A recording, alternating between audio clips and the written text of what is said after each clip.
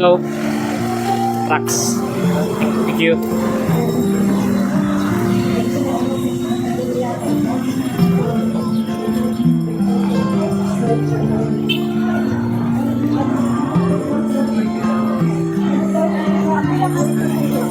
Hello.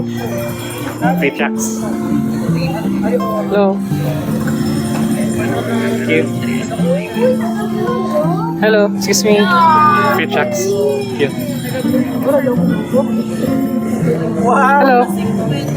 Okay lang? Free trucks po. Uy, salamat guys. Thank you din. Salamat, sir. Thank you. Kung may time lang. Thank you, thank you. Excuse me, okay lang magbigay? Yes. Libreng comics. So kung may time kayo, basahin nyo lang. Ha? Anong school kayo? Record po. Hello, sa inyo yan? Ah, hindi? Pwedeng magbigay nito? Okay lang? Anong school kayo? Or graduate na ba kayo? Nakapagtapos na ba? Or galing ba sa ibang lugar? Hindi taga Jensan, hindi Bisaya? Hello.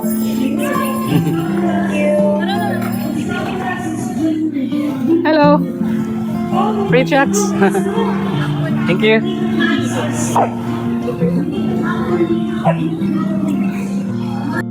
Free chats.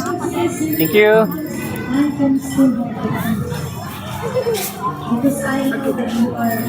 Hello. Okay lang magbigay? Libreng comics. Thank you.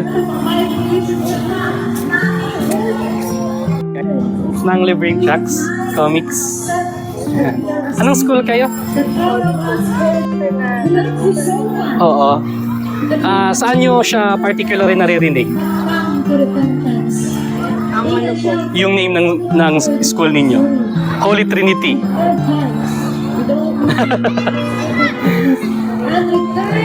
Or medyo hindi nyo masyadong ma-remember kung anong ibig sabihin ng name ng school ninyo.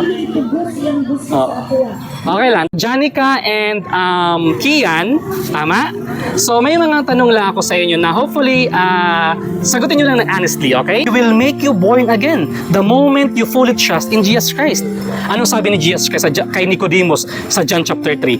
Unless a man be born again, he cannot see the kingdom of God. So ibig sabihin, Janica at saka kay Kian, kinakailangan yung maging bagong tao, maging bagong nilalang. Kasi nung pinanganak ang tao, patay sila spiritually. We are dead in our sins and trespasses. Ibig sabihin, spiritually speaking, we are dead. Napakabuti ng Diyos na hindi niya tayo hinayaan na maparusahan sa impyerno. Nagbigay siya ng way for us. Yun yung love niya.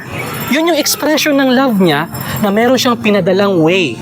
At yun ay si Jesus Christ. At kung sino man ang magsisisi sa kasalanan at sasampalataya kay Jesus, mabibigyan ng buhay na walang hanggan. Yun yung promise niya sa sino mang magpapakumbaba at magsisisi sa kasalanan at lalapit kay Jesus.